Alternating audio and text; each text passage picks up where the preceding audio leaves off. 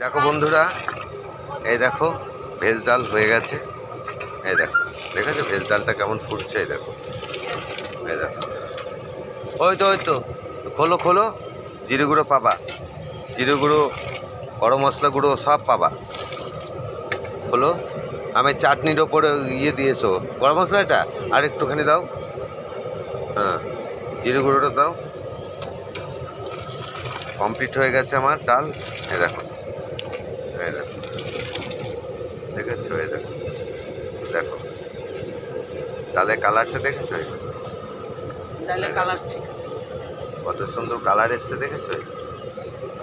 এরকম নিজে রান্না করছি শ্রাদ্ধ বাড়িতে। দেখো, এই দেখো, দেখেছো? এই দেখো কালার। এরকম এবার দিয়ে দেবো ঘি, গরম মশলা, জিরে গুঁড়ো, ধনে পাতা। দাও দাও, আর একটু দাও।